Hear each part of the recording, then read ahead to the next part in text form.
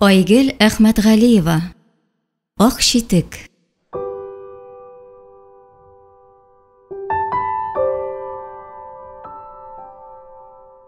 Яшәргә яралгансың.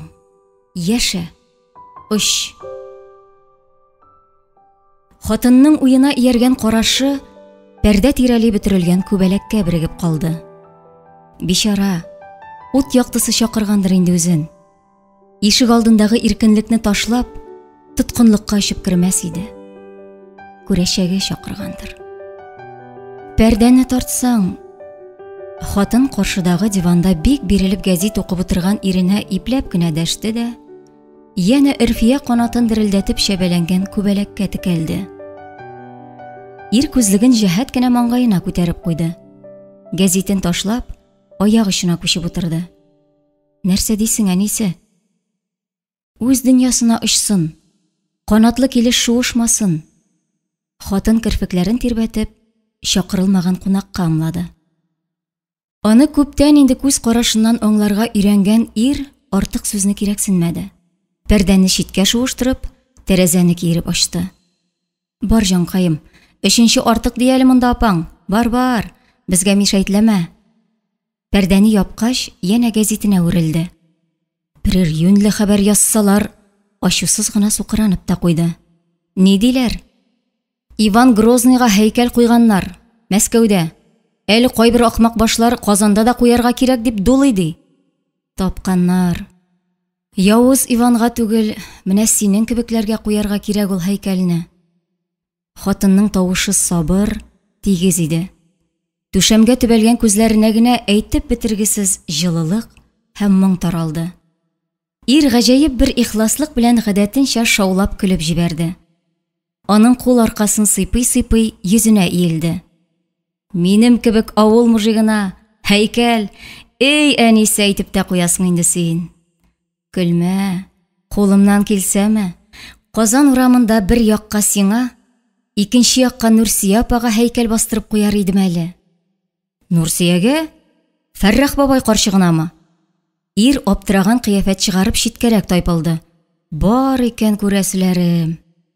Шушыны шаяртырга булсын.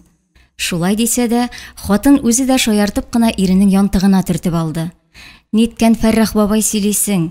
Фәнис абыйның, Фәнис Яруллинның хатынын әйтәм. Баулыда һәйкәл ачылды дип яздылар язуын. Башкалада да булсын, артык түгел. Аңа ярый, кирәк. Шын татар хатынын бүтән дөнья күрер иде.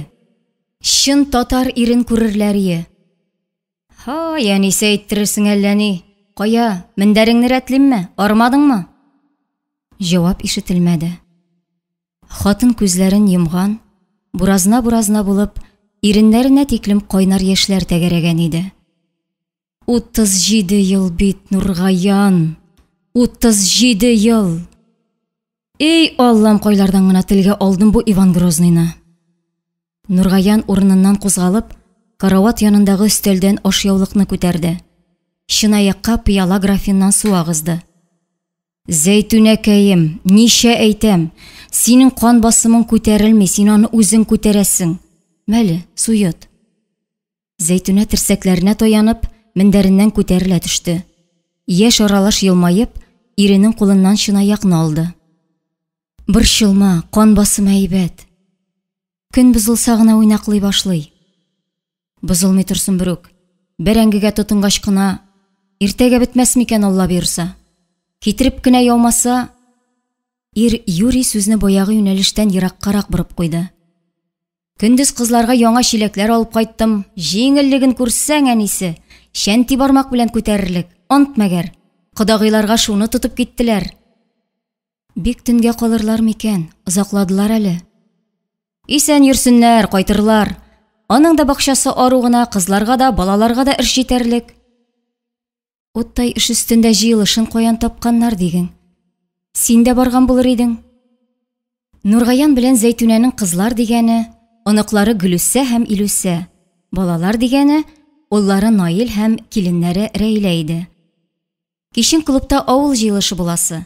Килегез инде дип өй борынча әйтеп чыккач, Нургаян баш тартудан уңайсызланды.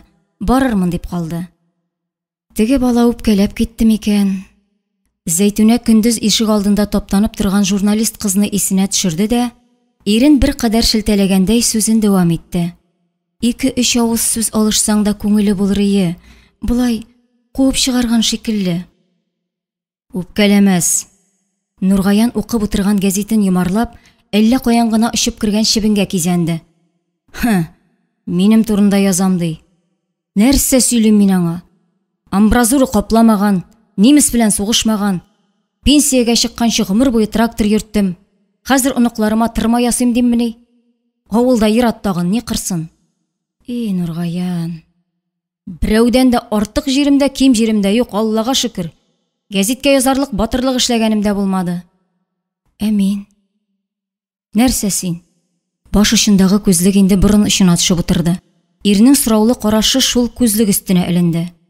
37 ел буе мине кулыңда күтәреп йөртүең дим. Батырлык булмый. Аллаһ Тәгалә тагын 37 ел гомер бирә икән. Тагын күтәрәм. Түлке гәзиткә язсыннар дип түгел. Сине яратканга Зәйтүнәкәем.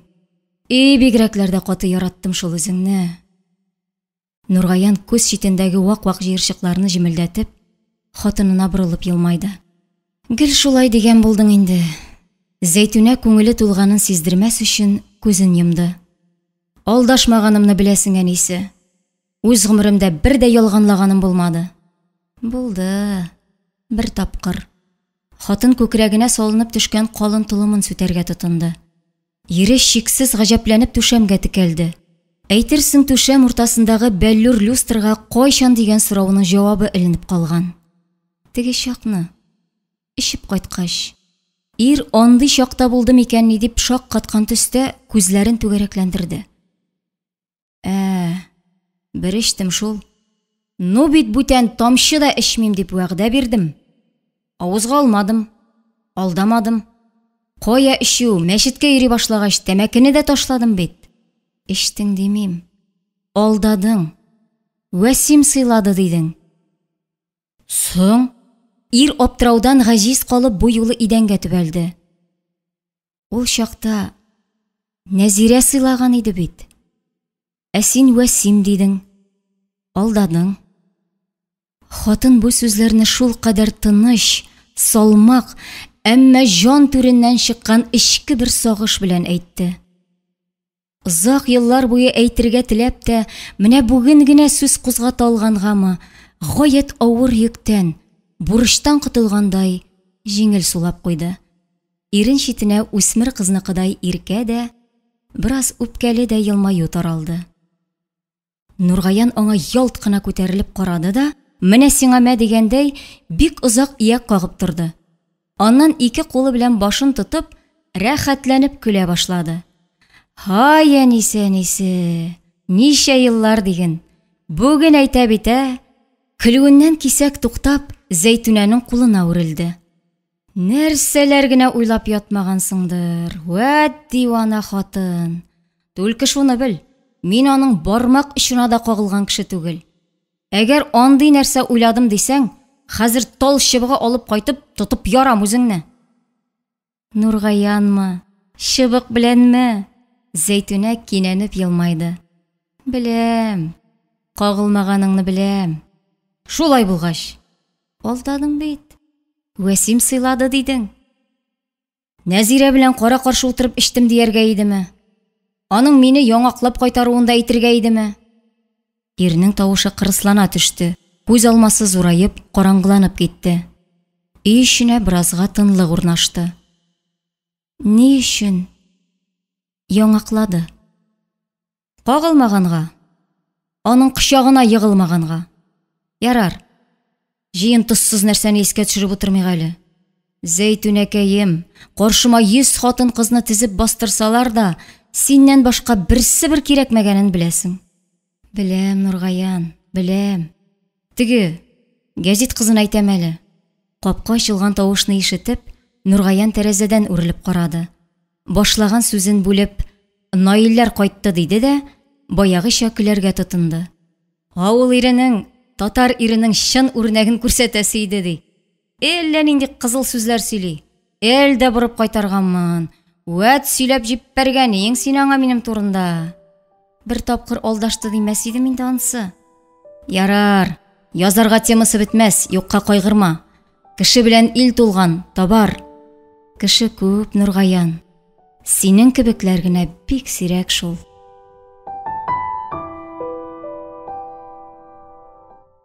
Авыл җыелышы гаугалы үтте. Шүплек базын бетерү, шүп җыю өчен районнан машина билгеләү, үзара салым акчасы җыю турында сүз чыккач, залда башта дулкын йөгереп узгандай булды. Аннан кара тавыш купты. Һәр кем нидер әйтергә тели, тик берәү дә аны тыңламый, үзенекен сөйли бирә. Район вәкиле аптырагач өстәлгә шап итеп китереп сукты да, зал аңга килгәнче дилбегәне үз кулына алды. Фикерегез бар икән, һәр кем айырым-айырым, әдәпле итеп әйтсен, иптәшләр, монда сарык абзары ясамагыз, диде ул, үзе артык әдәпле сүзләрне сөйләп тормыйча. Иптәш Сафиуллин, син менә шуны әйт әле. Шүп җыярга машина билгеләнә дисең. Ә мин менә абзардан чыккан тиресне ул машинага төйи аламмы? Диде кепкасын кулына йомарлап урыныннан күтәрелгән бер агай. Сыер, сарык, бузау асрыйбыз. Аларның астын бер генә көн чистартмый кара. Тездән батасың. Мин аны кая куярга тиеш булам? Сезнең машинага көрәкләп ташыйммы? Әллә бу эш төптән бик каты уйлап, авыл халкы мал асраудан тәмам туктасын өчен эшләнәме? Җайлы бит. Читтән кергән буш боты бетсә, тагын да очсызга куш бот кайтарырсыз. Залдагылар башта көлешеп алсалар да, абзыйның хаклыгын аңлап җитди җавап көттеләр. Тиреснең урыны бакча инде аның, абзый. Ниткән машина сөйлисең? Бөтен кеше атна саен абзар тизәген шүп машинасына төйи башласа ни була ул? Сафиуллин сүзгә кеше кесәсенә керә торганнардан түгел. Бүлтәеп чыккан корсагын кочаклап, бик үткер җавап биргәндәй канәгать елмайды. Яки шәһәргә барып сатасың. Бер баруда бер айлык пенсияңны эшләп кайтасың. Син, иптәш Сафиуллин, күзгә төтен җибәрмә әле. Агайның күршесе дә ая күрә басты. Моннан соң шүп базына әйбер ташымыйсыз дисең, анысын аңладык. Примерга, мин менә бакчада агач куакларны кыркыгач, аларны кая аткарырга тиеш булам, шуны әйт әле син миңа. Ягасың, абзый, ничек инде кая аткарасың? Мунчада булса да мишең бардыр бит. Во-первых, мунча мишендә газга көйләп бетердек бит инде, апайым. Икенчедән, ул ши бутакны мин ни рәвешле яндырыйм ди. Агайның үҗәтлеге җитәрлек иде. Тиз генә шигенергә ашыкмады. Сафиуллин да мондыйларны гына күргәнме? Тамак кырып корсагын тагын да киеребрәк басты. Иптәшләр, булар бит барысы да шул кадәр вак мәсьәлә. Моның ишегә вакыт әрәм иткәнче, аны өченче берәү бүлдерде. Бәтәш, вак дип сикертә башласаң, иске мыскы диван креслоларны ташлап буламы соң ул машинагызга? Хыт шуны әйтегез. Әлей, минем дә хан заманындагы холодильникны чыгарып тумырасым бар бит. Келәтнең түлен алыштырганым, искесе бер йым. Залда яна ата улны, ана кызны белмәслек тавыш кубарга маташа иде. Баядан бирле каршысындагы шифалы су шишәсе артында пысып калырга теләгәндәй утырган хуҗалык җитәкчесе торып, трибуна артына барып басты. Иптәшләр, иптәшләр, иптәш Сафиуллин дөрес әйтә. Вакытны гына сузабыз бит булай телләшеп, Нигә соң сез һәр яңалыкны штыкка гына алырга торасыз? Әзрәк уңай ягында күрергә тырышыгыз инде, иптәшләр. Бас түгел, авыл үзе шүплеккә әйләнеп бара бит, күрмисезмени? Үлгән сарык казларыгызга тикле бакча артына, инеш буена чыгарып атасыз. Шулмы эш? Бер көнне холерадан кырылып үләсегез киләмени? Штраф салгач, без дошманга әйләнәбез. Эй, сөйләгәндә матур сөйлисең, Рафаэль абый, диде яңгыравык тавышлы чая хатын зал уртасыннан күтәрелеп. Авылда кайчан юл була, менә шуны әйт син. Яреңгә диде, шуны көтеп инде ничә буын үлеп бетте. Балалар кайтса, буты күтәреп каршыларына барабыз, әдәм гыйбрәте. Как раз шуның турында сөйләшергә җыенабыз бит. Салым акчасы нигә тотылачак дисең син? Җитәкченең сабыры төкәнеп килә иде, ул өстәл янына барып, пластик стаканга шешәдән су агызды. Ялт күтәреп эчте дә, котышкыч ялгышлык эшләгән кыяфәттә район вәкиленә борылып карады. Хатасын төзәтергә теләдеме? Икенче стаканга да ашыга-ашыга су агызды. Аны тизрәк Сафиуллинга сузды да, салкын түгел, әйбәт кенә, диде бер кадәр гаепле йөз белән төшү елмаеп. Кеше башыннан 2 елга 250 сум салым акчасы җыябыз. Ул безгә дәүләттән күпкә артып әйләнеп кайта дигәч, зал шартлады. Бер тиен дә бирмим. Сезнең кесәне калынайтырга исәрләр бар ди монда. Ул акчага юл төзеп буламы ни? Артып кайткач бирермен. Үзебез көчкә ышанышка ялгап яшибез. 250 сум имеш. Балалар укытам. Башта зарплата бирегез. Машинага кредит түлим. Малайның ипотекасына булышам. Пишән кип аласым бар. Сөт тапшырган акчаны кисмәгез. Нургаян арткы рәтләрнең берсендә күршесе укытучы Илсияр белән янәшә утыра иде. Авылдашлары өчен шак катыпмы, хәзерге дөньяны аңламаудан гаҗиз калыпмы, ул бөтенләй сүзгә кушыла алмады. Тегеләй дә уйлап утырды, булай да. Бер карыйсың, һәркем хаклы кебек. Авылда эш урыны юк, кулга азмы-күпме акча алып эшләүчеләр мәктәп, почта, ферма тирәсендә генә калды. Авылның күзгә күренеп торган төп халкы Нургаян кебек пенсионерлар, аларга ай сайын акмаса да җан асрарлык пенсия тамап тора. Икенче карыйсың, акча юк дип зарланудан бушамаган һәр йортта затлы машина, яхшы җиһаз, кибеткә көн сайын кайтып торган тартма-тартма кәнфит прәннекне, ящик аракы сыраны, колбасаны, суелган тавыкны, йомырканы, эремчек каймакны, әфлисун бананны сыдырып алып кына торалар. Атна загында берсеннән-берсе кәттә машиналарга тиялеп, күпләрнең ишек алдына шәһәрдән балалар, оныклар кайтып җитә. Исләрендә Нәҗиптән чыккан кием, кыйбатлы тун. Дөрес, аларның яртысы кредит дигән шайтанга бугаулап бәйләнгән. Әмма нәфис дигән нәрсә ул бугаулардан күпкә өстен. Кышын җәен кайсы Дубайда, кайсы Төркиядә, Кытайда, Грециядә ял итеп, карашутырга әйләнеп тә кайтып төшәләр. Төшәләр дип, үзләре кайтып төшкәнче үк интернетка куелган фотоларыннан Мәймүнә түтинең уллары Кырымга киткәнне дә, Кәримәнекеләрнең Сочида икәнлекләрен дә, Халик бабай оныкларының Италиягә ук барып җиткәннәрен дә бөтен авыл белеп тора. Берәү дә бер нәрсәгә дә шаккатмый. Ә менә 250 сум җыябыз дигәч, шаккаттылар, ду куптардылар. Югыйсә ул акчаларны җыеп, вәгъдә бирүләренчә урамнарга таш түшәсәләр, баганаларга ут элсәләр, шишмә кое буйларын рәткә китерсәләр, бер дә начар булмас иде дә соң. Уйга чумып утыра торгач, янындагы Илсиярның торып басуын да искәрми калган икән. Укытучы хатынның тавышы тигез, залны буйсындыра, тыңлата торган иде. Гөжләү әкренләп тынды. Авылдашлар, мин дә үз фикеремне әйтим әле, диде Илсияр тамак кырып. Бу акчалар чыннан да үзебезнең авылны матурлау өчен тотыла икән. Нигә дип ду киләбез соң без? Акча юк дип авызны капларга ашыкмагыз. Анлык кына бар, үзегез дә беләсез. Мәктәпкә балаларыгыз 15-20 меңлек телефон күтәреп килә. Аңа табыла бит. Мин сезне Нургаян абыйлардан үрнәк алырга чакырыр идем. Үз исемен ишеткәч, Нургаянның битенә ут капты. Бер үк кирәкми дип ялварып Илсияргә карады. Ләкин күрше хатыны аңа игътибар итмәде. Аларның тормышын барыбыз да беләбез. Берәр тапкыр зарланып авыз ачканнарын кемдә булса ишеткәне булдымы? Нургаян абый үзенең беренче пенсиясына башта безнең урамдагы зиратка, икенче ай пенсиясына аскы зиратка капка куйды. Мәчет ишек алдына да, зиратка да үз куллары белән будкалар төзеде. Авылыбыздан чыккан бер егетебез эшләгән җиреннән шәһәрдән узган атнада иске баннерлар кайтарып сатты. Нургаян абый үз акчасына 2 улы баннер алып калды. Мин әйтәм, печән өстен капларгадыр инде дим. Юк, авылдашлар, үзенә алуы түгел. Хәлим бабайны җирләгәндә котышкыч яңгыр иде бит. Хәтерлисездер. Шул көнне уена кертеп калдырган икән. Явымлы көннәрдә кабер казырга туры килсә, туфрак чыланмас, өстенә капларбыз дип алдым. Зират будкасына илтеп куям ди. Нургаян оялуыннан нишләргә белмичә, Илсиярның итәк чабуыннан тартты.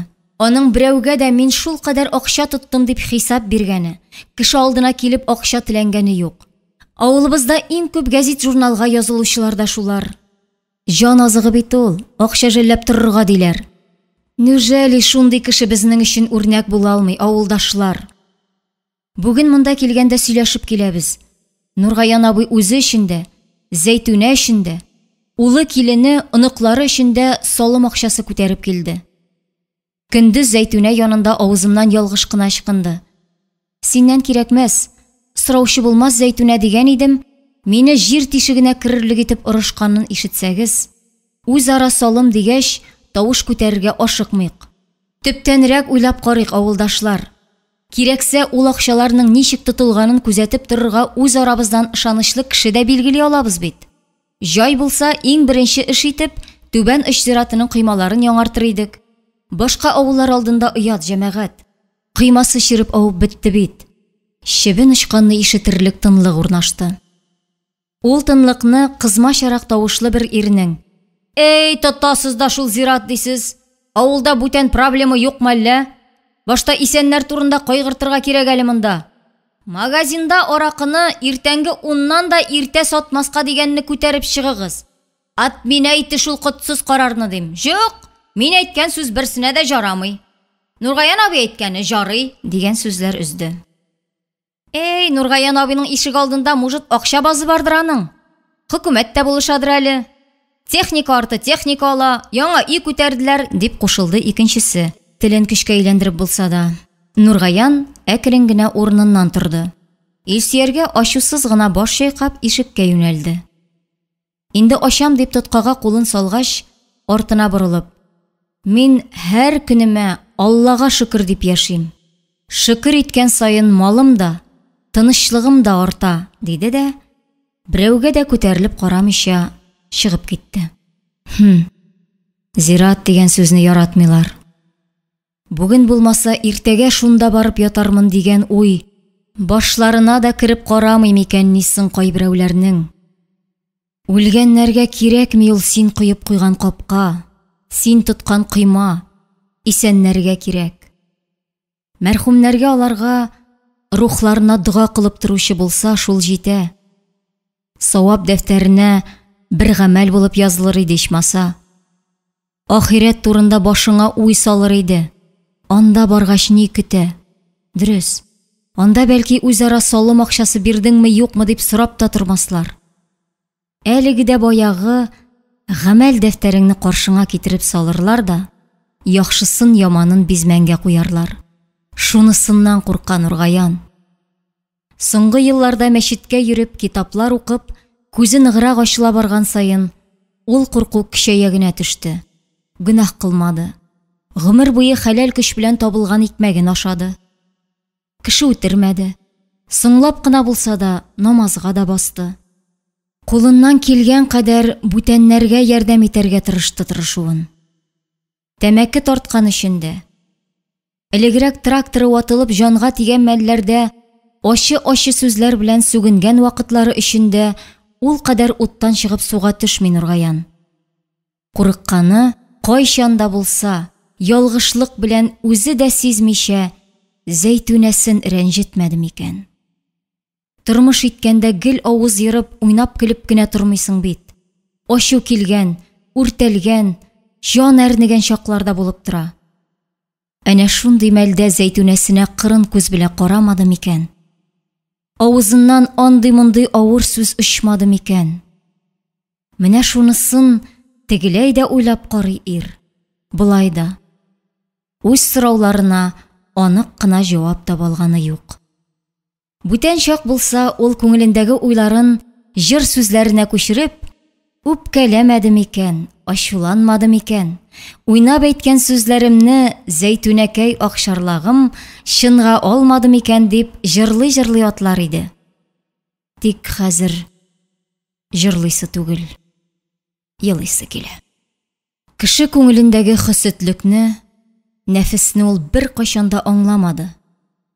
Аңларга да теләмәде. Нинди шир ул? Каян йога? Нигә йога? Гел аптыраш инде менә. Кара, аның дөньясыннан көнләшүчеләр дә бар икән ләбаса. Авыл җыелышына бармаса, бөтенләй белми каласы булган бит. Шушында яшәп, үз авылдашлары арасында өр-яңа буын, ул белми, ул танымый торган буын үсеп җиткәнен дә абайламаган. Соңгы 20-25 ел эчендә авыл үзе дә танымаслык булып үзгәрде шул. урамнары гына түгел, жаны кыргаксып, бушап калды. Усалланды, бәгыре катты авылның. Катмас иде. Бер колхоз булып яшәп яткан авылларны уңга сулга чәчеп таратып ташладылар. Бер хуҗа кулыннан икенчесенә ыргыттылар. Исем аты исем алыштырып, анысын банкрот, монысын банкрот дип игълан итеп, җирен суын таладылар. Моңа тиклем Аллаһы Тәгалә нигъмәте саналып, яше карты су кыйынган буа күлләр дә, җиләк җыйган болыннар да аерым берәүләр кулына кереп йомарланды. Яшь гаиләләрне бала-чагалары белән бергә шәһәр үзенә суыра торды. Авыл йончып, картаеп калды.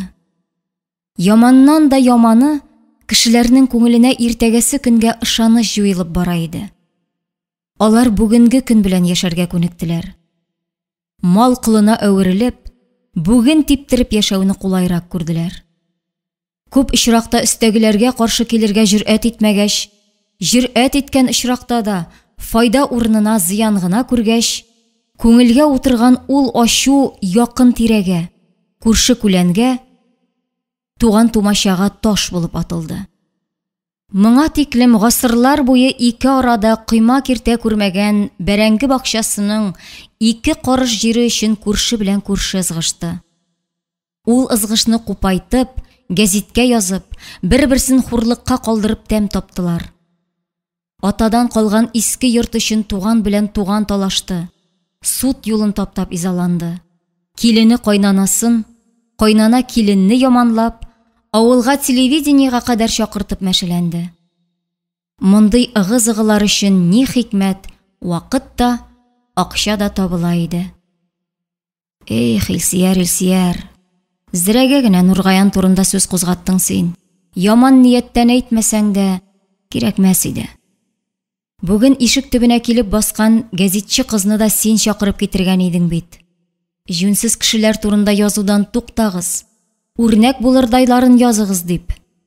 Ә бит ир бер генә гамәлендә кеше күзенә чалыну өчен эшләми. Күңел кушканына гына буйсына ул.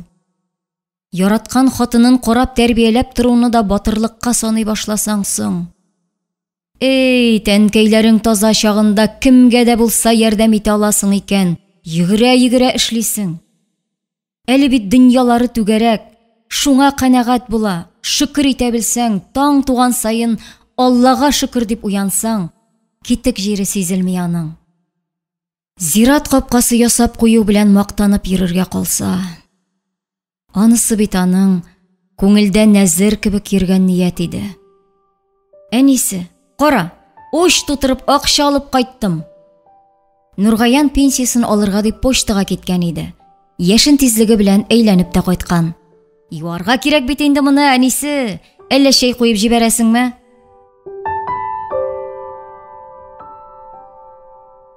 Зәйтүнә йөз түбән яткан хәләттә тартмадагы үрдәк бәпкәләренә агач калак белән җим булгатып маташа иде. Эшеннән бүленде дә, өстәлдә торган чәйнекне тотып карады. Суынып киткәнен чамалап плитәгә утыртты. Үзе көлемсерәп кенә: "Әйтәм, җирле алтын күкәй салган тавык шикелле кытаклыйсың. Ярар, куанычын күрергә язсын", диде артык җәелеп төшми генә. "Күрербез, Алла бирса. Күп чыкканмы дип тә сорамыйсың, әй?" "Әйтәм бит, күпме булса да бәрәкәте булсын." Иренең кадәтен белгән Зәйтүнә инде ул акчаларның яртысы кибеттә калганын, Нургаянның бер кочак күчтәнәч күтәреп кайтканын чамалы иде. 6000! Нургаянның әллә сөенүе, әллә шаккатуы иде, тавышыннан аерырлык булмады. Трудовайга кермәгәнен исәпләмәсәң, 20 яшемдә колхозда эшли башладым. 40 ел трактордан төшмәдем. Колхоз бетте, трактор бетмәде. 6000. Ярар, син әйтмешли, бәрәкәте булсын. Мәле, алып куй әле, әнисе. Биразы тотылды, сиңа да, балаларга да тәмлүшкәләр алдым. Анда кибеткә керсәң, күз камаша, юк нәрсә юк. Ярты халык кырылып сөттер, ремчектер, катыктыр ала. Вә дөнья, авылда сыйыр асраучы син дә мин калган инде әллә. Нургаян сөйләнә, күлмәк изүеннән бер йомарлам акча алып хатынына сузды. Йөзлекләр белән биргәч, хәтәр күп күренә үзе, дип шаяртырга да җай тапты. Зәйтүнә акчаны карават янындагы стенага беркетелгән киштәгә алып куйды. Гомер буе шуңа күнеккәннәр иде. Нургаян хезмәт хакын һәр чак хатынына кайтарып тоттырды. Мин акча саный белмим. Кесәмдә акча булса, әтәч булып кычкыра дип котылды ир. Башта ук бу хактагы сүзне уенга борып. Бираздан алып кайткан сыр, ширбәт, хәлвә ише ризыкларны өстәлгә тезеп, Зәйтүнәсе зур бокалларга сөтле чәй ясап куйгач, Нургаян урындыгында кыбырсынып алды. Ни бит, әнисе, күңелдә йөрткән уй бар иде. Соң, исән сау булып, беренче пенсиямны алсам, безнең өч зиратына капка ясатырмын дигән идем. Улайса, әдәм ыстырамы бит. Бәй ясатсың. Пенсияң җитмәсә, өйдә акча бетмәгән кушарсың. Зәйтүнә тапкан соңаптырар нәрсә дигәндәй, иң башын сикертте. Бер көн хуҗалык җитәкчесен күргәч сүз каткан идем. Авылыгыздан чыккан байлар бетмәгәндер, спонсор табыгыз диде дә китте. Телендә акча юктан башка сүз юк. Юкка тук булып яшәргә өйрәнеп беткәннәр спонсор имеш. Нургаян чәен пырдымсызрак булгатканын сизеп, кашыгын читкә куйды. Зәйтүнә дә терсәкләренә таянып чәй ичкән җиреннән чынаягын өстәлгә утыртты. Китшәле, диде ул яраткан сүзен кабатлап. Шул бер капка өчен авыл бае эзләп йөрергә. Наил дә кушылыр. Ниятең булгач, ясат та куй, кешегә ялынып йөрмә. Ярар әнисе. Син дә шулай дип торгач, иртәгә үк заказ биреп кайтам. Вәсимнең малаена әйтермен, тимердән әллә нәрсәләр куеп куя. Кулы алтын. Нургаян тыныч күңел белән чәен чимерде. Тартмада пипелдәшкән бәпкәләргә ымлады. Булар тагын миңадыр инде. Хәзер иркенләп сакларга була. Законный пенсионер. Вакытыма үзем хуҗа. Әзрәк ныгысалар, капка төбенә апчыгарсың инде, Нургаян. Китапларыңны кыстырырсың да. Зәйтүнәнең китапларың диюе сүрәләр язылган китапчыклар. Коръән тәфсире иде. Нургаян узган ел казүрдәк бәпкәләре саклаган арада әллә никадәр сүрәне өйрәнеп, аятлар ятлап, хатынын шаккаттырды. Шуннан соң көзен мәчеткә дә сугылгалый башлады. Баштарак җомга вәгазенә генә барса, тора-бара шунда укырга йөреп, намазга да басып куйды. Аннан күреп, Зәйтүнә үзе дә дугаларга тартылды. Хәзер әнә киштәсе тулы дини китаплар. Күршеләре әле бер ием шигырь хикәя китапларда алып кергән иде. Алары тәрәзә төбенә рәт-рәт тезелгән. Вәт син ул әнисе укып та куясың. Тәки шул ширеңне миңа да йоктырдың. Бәй, китапханәчелеккә укырга китәм дип хыялланганымны беләсең бит. Алай да китмәгәнсең. Алабугада берәрсе каптырып калган булыр үзеңне. Миңа эләкмәгән булыр иң. Нургаян гөл шүлмәге янында яткан калын гына китапны алып, кулында әйләндергәләде. Тышындагы сүрәтне ошатмыйча, иштәлеген ачып карады. Ярар. Башта син укыда, миңа сөйләрсең. Калын күренә, укып тормам. Шулай дигән буласың да, барыбер үзең дә укыйсың син аны. Зәйтүнә тәрәзә астындагы кранны ачып, табакка су агызды. Кашык чынаякларны чайкап, өстәлдәге сөлге өстенә тезде. Сыйландык, Аллага шөкер. Хәлвәсе бик тәмле. Әнкәй ярата торган ие шуны. Ул чакларда авылда юк кына иде шул. Ниткән хәлвә, рәтле сабын шампуньга тилмерде. Нургаян әллә уйнап, әллә чынлап йөзен чытты. Кулын селтәде. Әйтмә шул шампунь дигәнне. Йөрәгемә ярамый. Ирнең җай чыккан сайын сүзне шаяруга борырга яратканын белсә дә, бу юлы Зәйтүнә аптырап китте. Нинди чебен тешләде? Шампунь күргән сайын аэропорт исемә төшә хәзер. Зәйтүнә кулын селтәп идәнгә йелде. Каз канаты белән өстәл астын себергәләде. Чын әйтәм инде. Ире диванга утырды. Пульт алып телевизорны кабызды. Ошатмыйча кире сүндерде. Теге чакны хәтерлисеңме? Кырымга санаторийга путевка биргәч, районга, аэропортка киттек. Булгандыр инде. Санаторийларга күп йөрттең, мең рәхмәт. Бу тәнен әйтмим әле, илләмәгәр шул чакны онытмыйм. Казанга очасы иек. Беренче рейска билет юк дигәч, 2-3 сәгать көтеп утырдык. Исеңдә түгелмени? Күрше Илсиярның да сессияга барган чагы иде. Шуны сөйлисеңме ни? Мине кулыңа күтәреп, кыйма буенда бик озак сөялеп утырган иң шул. Нинди шампунь бар иде соң анда? Зәйтүнә иренең сүз сөрешен аңламыйча сәерсенеп китте. Юк ие шул менә. Бер булса да шампунь юк ие. Билет сатучы хатын үзебезнең районныкы юк исә. Йыландай телләремне салындырып аңлаттым. Синең хәлеңне сөйләдем. Озаклап көтәргә чамасы юк, арый дидем. Илсияр да керде. Үземнең билетымны бирәм. Икенче рейста очсам да ярый. Тагын берәр студентны икенчегә калдырыгыз дип ялынды. Юк инде, таш та таш, теге хатын да таш. Киресенә катты. Тәкки җибәрмәде безне. Шампуньыңны әйтә белмәдең инде. Без соң гел самолетта очып йөргәнмени? Каян белик? Ул хатынның көен көйләр өчен я лимон, я сыгып чыгармалы шампунь күтәреп керергә кирәк булган. Әле бер көн генә сүз иярә сүз чыгып, Илсияр әйтте аны. Вәт, шул сиңа шампунь. Мин тагы. Зәйтүнә җиңел сулыш алып көлеп җибәрде. Ниткән олы сүз сөйли дисәм, аннан җитдиләнеп китте. Түздең инде, Нургаян. Авырлыгына да түздең, кимсетүләренә дә. Борын төбендә шапылдатып ишек ябуларына да күп түздең. Сабыр булдың. 37 ел түздең. Әҗер саваплары бүрек үзеңә була күрсен. Гел шулай дип телим. Бер Аллам кабул кылсын. Сабырлык ул бүген дә кирәк. 37 ел элек тә кирәк иде шул. Түзәргә. Тагын бераз гына түзәргә кирәк. Кишәрлекнең куе таллар белән каймаланган урынын бер әйләнсә, бүгенгә җитәр дип иркен дә сулар мөгаен.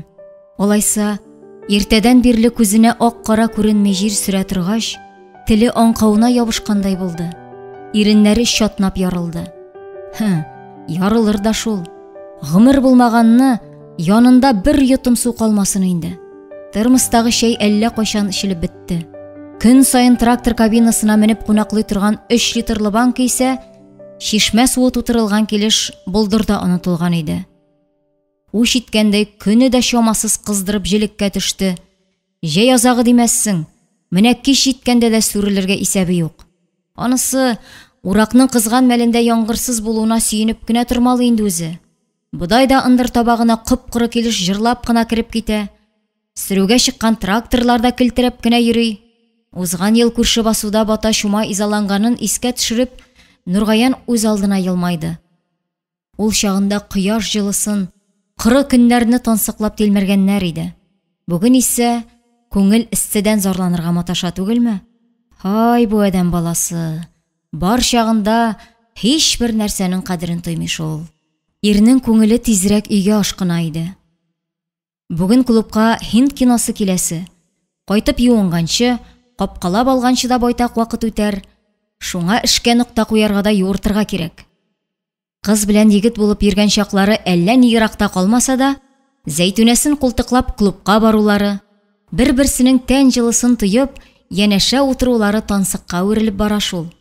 Анысы кино-концерт дисәләр, кечкенә Наилне карап торырга әбисе бар. Һич авырыксынмый, сөенә-сөенә бала белән әвәрә килә. Бу юлы да кибет каршында эленеп торган белдерүне күреп кайткач, Саимә үзе сүз башлады. Индийский кино килә дигәннәр, барырсыз. Баланы имезеп калдырсаң, әйтми ул. Башны башка тирибез дә, ятабыз да йоклыйбыз.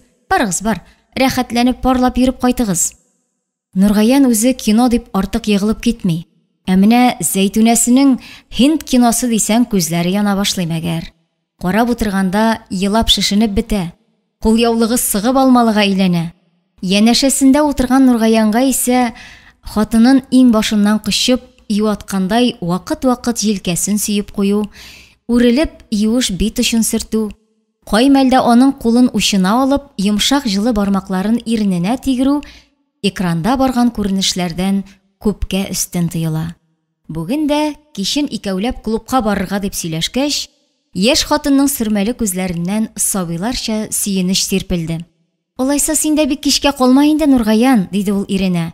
Үзе кайнанасы ягына рәхмәтле караш ташлады. Мин дә амбардан иртәрәк кайтырга тырышырмын. Зәйтүнә яследә ашарга пешерә. Ә кызу урак өстендә берәүне дә син сатучы, син пешекче дип айырып тормыйлар. Ындыр табагына көндезен дә, төнен дә икмәк агыла тора. Эшче куллар бер дә артык түгел. Яследәгеләрне дә бу атнада ничек тә булышыгыз инде дип амбарга дәшкәннәр иде. Менә бүген соңгы көнен эшләп кайтса, Зәйтүнәсенең кулы шишелер иде шишелүен. Алайса бала имезергә дә кайта алмый. Наилне кул арбасына салып, көн уртасында кайнанасы амбарга үзе менә. Нургаян тәгаенләп куйган кишәрлекне сөреп бетерүгә, басу читенә чыгып, тракторыннан сикереп төште. Бер тын кулын каш өстенә куеп, күз алдында камыр шикелле күпереп яткан җир өстенә карап торды. Шиксез дала кебек җәйрәгән кап-кара туфрак, әйтерсең, тере җан иясе. Ир-егет аның тип-тигез итеп сулыш алганына тиклем ишеткәндәй булды. Җир гүя тулга газабыннан котылган яшь ана, шул кадәр җиңел һәм рәхәт сулап, татлы йокыга әзерләнә. Җыеласы икмәк мул булып җыеп алынган, яңгырга эләкмичә ындыр табагына озатылган. Шушы көннәрдә кышка сөрүне дә төгәлләсәләр, күңел тәмам тынычланыр иде. Күп калмады. Тагын бераз түссәләр, шулай дисә дә, хезмәтеннән зарланырга җыенмый Нургаян. Кая ул зарлану? Киресенчә, кыр эшләре тәмам төгәлләнеп, карт шәргә итүгә, эче тынгысызланырга тотына.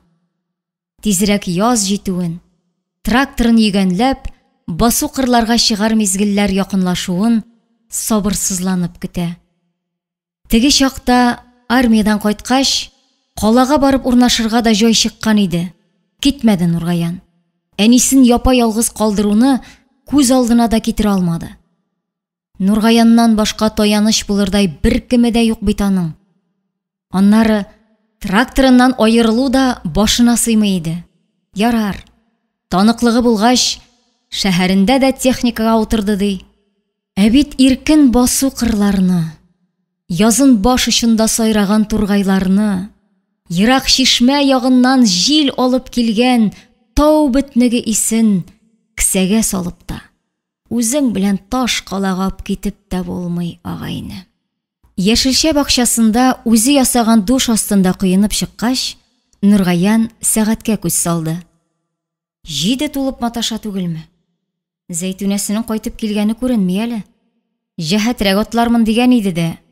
Эй, бу хатын-кыз. Кайткан җирләреннән туктап, сукмак уртасында ләштит саталардыр. Аларның шул бит. 2 хатын бергә килсә базар, 3 хатын булса ярминкә димәсләр иде аны. Көне буе сөйләшсәләр дә сүзләре бетми. Алай дисәң, Зәйтүнәнең гайбәт сатарга, буш сүз сөйләргә яратмаганын белмиме инде Нургаян? Башына куян җүләр уй килә. Ярар, өлгерерләр.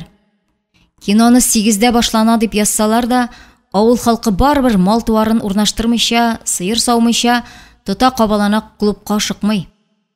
Өй алды баскычыннан кып-кызыл помидор тулы табак тотып менеп килгән Саимә, улының һаман керергә җыенмавын абайлап. Ашка әллә кайчан тыкмач салган идем. Куйырып бетә бит инде, нигә ашый тормыйсың дип борылып эндәште дә, табагын куеп, ишек төбендәге кәлүшләрне рәтләргә тотынды. Теләрәм итеп әйтүе генә инде. Хатыны кайтып кермичә, бер үзе кашыкка барып тотынамы Нургаян? Ярар, сулышларын бер-берсе дип алып кына яшәгән көннәре, кеше күзләре генә тия күрмәсен. Алайса, Саимә үзе 35 яшендә ирле килеш сыңар канат калып, улыкайын бер үзе аякка бастырды. Язмышына тигән һәр бирмеш көне ялан кул кычыткан тигәнәк йылкуга тиң. Улы белән килененә парлы тормыш язсын берүк, тату яшәсеннәр. Нургаян әнисенә җавап итеп елмайды да, тирә-ягына каранып: "Наил кая? Чатыр чапканы күренми", диде. Кыймага сөялгән 3 тәгәрмәчле сәпиткә амлап. "Йоклады бит, алҗавы җиткән, көне буе уйнады. Уятырмын инде, кояш батканда йоклавы хәерлегә булмас", диде Саимә, булдыр ишеген бер ачып, бер ябып. "Күр әле, минем кебек шыгырдый башлаган бит бу улым, мойлап куярсың әле." Нургаян үз алдына күңелле көй сызгыра-сызгыра, ишек алдында торган трактор арбасына сикереп менде. Солидол салынган банка шунда почмакта гына иде. Үрелергә ашыкмады. Хатыны күренмейме дип, урамга күз салды. Ачуы да килә башлагандай булды. Иртәрәк кайтам дигән кешенең эзе дә күренми. Нургаян ашкынган, кабаланган булды. Ашкынмас иде, Зәйтүнәсен сагына. Кешегә әйтсәң, кеше кычкырып көләр. 3 ел бергә яшәгән хатыныңнымы дияр. Чын менә, көнөзен басуда йөргәндә, ирнең колагында матур бер җыр шикелле хатынының ягымлы йомшак тавышы яңгырап тора. Күз алдында сөеп тыймас зифа гәүдәсе, калын итеп үреп куйган ике тылымы, ир арбада таралып яткан эш коралларын бер читкә җыеп куйды да, башын күтәреп янә урамга карады. Шул вакыт капкадан җил-җил атлап, күрше хатыны Илсиярның кирип килгәне күренде. Муеннан урап бәйләгән яулыгы артка шуып төшкән, маңгаеннан шаулап тир ага, борчылуы йөзенә чыккан. Аны күргәч, йөрәге жу итеп киткән Нургаян арбадан ни рәвешле җиргә сикерүен абайламый да калды. Илсияр дә, Зәйтүнә дә амбарда ашлык чистартуда. Илсияр монда. Зәйтүнә? Ямсыз сизенүдән ирнең йөрәге айкалып алды. Нургаян абый, диде Илсияр üzгәләнеп. Әйдәле тизрәк, анда ни? Зәйтүнә кая? Нургаянның тонык тавышы әллә каян баз авызыннан ишетелгәндәй иде. Ни бит? Зәйтүнәнең өстенә погрузчик ауды бит. Эй, браллам! Нургаянның күз алды караңгыланып китте. Илсиярның беләген киләшчә кебек кысып алуын да сизмәде. Нәрсә дисең? Нәрсә ауды? Соң погрузчик дим, ашлык тии торган. Илсияр такмаклап еларга тотынды. Үзе беләген ычкындырып Нургаянны җитәкләп алды. Әйдә инде, кадакланып торма, тизрәк барыйк. Нургаян ишенә йөгергән калтырауны басарга тырышып, аңа ярды. Аякларының җиргә басуында тоймый. Гәүдәсе үзенеке кебек түгел. Баш миен бары тик бер генә сорау бораулый. Тик ул сорауны кычкырып кабатларга курка. Күрше хатыны юк дияр дә, ир кәүсәсенә пычкы тигән агачтай гөрсөлдәп җиргә авар шикелле. Мин дивана әйтми торам, диде Илсияр атлы йөгерә барган шәйгә ул сорауны күңел күзе белән укып. Исән ул, исән, сине генә көтәләр, бүлнискә илтергә кирәк. Калтырау кими төште. Шулай да маңгаена салкын тир бәреп чыкты. Нургаян тешләрен кысып, бер ара уртын чәйнәп йөгерде. Йөрәге һаман да чабышкы атныкыдай дулый, сикрә. Башны тубал итеп берсе өстенә икенче сорау өелә бара. Ничек? Ни өчен? Ни рәвешле? Тик телне тибрәтеп сөйләшергә җай юк. Нәкъ баягыча янә аңкауга ябышкан диярсең. Күзне дә сәер бер томан каплаган шикелле. Илсияр үзе еш-еш сулап йөгерә. Үзе юатырга теләгәндәй аның кулына кагылып ала иде. Инде кайтабыз гына дигән идек. Соңгы машина дип бодай китерделәр. Мин аңышмадым да. Еракка куйдың бит дигәч, Ринат машинасын арткарак чигендерә башлады. Зәйтүнә җирдә аунап яткан кабельне тапты дип шуңа иелгән икән. Чигенгән шәйгә Ринат погрузчикны аударган. Зәйтүнәнең аркасына гына килеп төшкән. Соңыннан. Ирнең колагы берни ишетергә теләми икән. Иң мөһиме, Зәйтүнәсе исән диде. Исән. Әнә амбар капкасы кул сузымында гына. Тамак төбенә килеп кысылган менә бу тиерне йотып, ныгырак йөгерсә, ике атлап бер генә сикерәсе. Ашлык тузан кызган салам исен күмеп, тирә-якка яз көнендәге кебек ашлама исе таралган иде. Ындыр табагында бодай кешеле янында авыз-борыннарын яулык белән каплаган хатын-кызлар кайнаша. Алар Илсияр белән Нургаянны күрүгә сүз берләшкәндәй читкә тайпылдылар. Ир җиргә тезләнде. Зәйтүнәсен сузып салганнар. Яшь хатынның сызлануы бөтен йөзенә таралган. Күзләре йомык, тешләре кысылган. Кадерле кешесенең килеп җитүен сулышыннан сизде булса кирәк. Ул кинәт күзләрен ачты. Ирексездән аккан яшьләреннән кыенсынгандай кызганыч елмайды. Аякларым юк бит, Нургаян. Üzülеп шулай дигәч, кирфекләре янә йозакка бикләнде. Нургаян аның кайнар бит өчен кулларын, хәрәкәтсез аякларын бер туктамый сөя-сөя хатынын тынычландырырга ашыкты. Бар, Зәйтүнәкәем, аякларың үз урынында, авыртканга гына тоймыйсыңдыр. Аннан үзенең дә ихтыярсыз аккан яшьләрен кул аркасы белән сөртә-сөртә тирә-яктагыларга күтәрелеп карады. Хатыннар телсез калгандай агач көрәкләргә таянып торалар. Кепкасын кашларына кадәр төшергән Ринат машина арбасына сөялеп, бер туктамый тәмәке киретә. Берсен ташлый, икенчесен кабыза. Рәхимә апага эндәшүче булмадымы? Нургаян хатыны янында авыл фельдшеры күренмәгәч, аптырап киткән иде. Сорау тулы карашын янындагыларга төбәде. Рәхимә апа юк шул. Кичкырын күрше авылга онык күрергә киткәндей. Өнсез калган хатын-кызлар да аңга килә башладылар ахры. Арадан берсе: "Районга илтегез инде, булай яткызып эш чыгамыни", диде Нургаянга карап. Ни уйларга, ни кылырга белми исәнгерәгән ир әле һаман хатынының кулын сыпыра, йөзен сыйпый иде. Шулай дигәч, айнып киткәндәй булды. Ярдәм сорагандай тагын башкаларга күтәрелеп карады. Күршесе янына елгән Илсияр Ринатка амлады. "Син илтсәң инде, кемне эзләп йөрисең хәзер?" "Ярар." Ринат артык сүз әйтмәде. Тәмәкесен ташлап, кабинасына юнәлде. Амбар коймасы яныннан иске ишек табып килделәр. Зәйтүнәне шуның өстенә күчереп салгач, машина әрҗәсенә менгерделәр. Нургаян аның янына утырды. Больницага барып җиткәнче юлның һәр бормасына, һәр сикертмәсендә аның җаны üzülеп киткәндәй булды. Зәйтүнәсе әллә аңын җуйган, әллә сабырлыгы шул дәрәҗәдә, ник бер ах итсен дә, бер ыңгырашу авазы чыгарсын. Кай җирләре авыртадыр да, ничекләр түзәдер, аякларым ди. Югыйсә, аяклары бәрелгән сугылган кебек тә түгел, сынган шишкәнгә дә охшамаган. Исән, җаныкае, исән, шуннан артык ни кирәк? Сынган җире булса да түзәлер, барысы да җайланыр, үтәр. Исән бит аның күз алмасы, шатлыгы, җанкае, бәгыркәе, яшәүнең мәгънәсе. Шул кадәр яратып кавышканнарны Ходай булай гына сынамый калмас инде. Әнә бит Таһир Зөһрәләрне, Хәлил Галиябануларны ничекләр сынаган, айырып сынаган, суларга агызып сынаган. Нургаян белән Зәйтүнә бергә бит әле. Менә хатынның бармак очларыннан агылган җылылык тәндә яшәү суты барлыгын белдереп, ирнең дә тәненә өмет булып тарала. Нургаян үз учына алган йомшак бармакларны ныграк кысканын тоеп, хатынының кулын ычкындырды. Кул яралы кош канаты сыман читкә каерылып төште. Кыты очкан Нургаян Зәйтүнәгә таба иелде. "Әнисе, хәлең ничек, җанкаем? Түз инде, барып җитәбез хәзер." "Эндәшсен, җавап кына кайтарсын берүк. Авырта, көчкә түзәм дисен. Тик эндәшсен генә." "Наил, әнкәй беләнме?"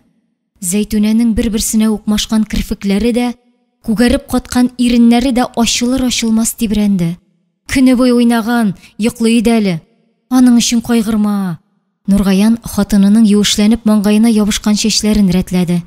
"Имәргә сорар инде." Күгелҗем күзләр мөлдерәп яшь белән тулды. "Ат хәтле малай, туктаса да ярар." Ир үзе дә йомшап төшмәс өчен тавышын юри кырыслатты. "Авыз тутырып бытка ашар, ни буш, 2 яше тулган." Нургаян. Ата беләк, ана йөрәк диләр шул.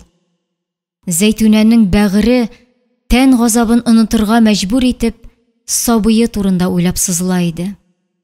Йөк машинасының әрҗәсендә кулга-кул тотынып яшь ир белән яшь хатын бара. Әле парлап яши генә башлаган. Тәүге нарасыларының чырык-чырык көлүенә сокланып туя алмаган. Бетерчек малай янына тагын бер оя кызлар, малайлар алып кайту турында хыялланган яшь ата белән яшь ана. Хыяллары да, өметләре дә баш очында зата барган мамык болытлардай ак әле. Хисләренә дә бер бөртек тузан кунмаган.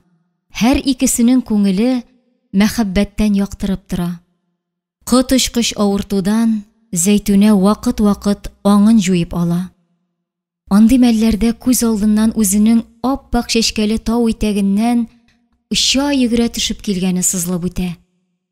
йөгерә, аяклары җиргә тигән дә, тимәгән дә кебек. Ул да булмый, әлеге ак чәчкәләрнең һич кенә дә тау итәгендә түгел, әнкәсе йортында, сәке буендагы тәрәз төбендә авылда бер булып шаулап утырган кәләш гөле икәнен абайлап ала.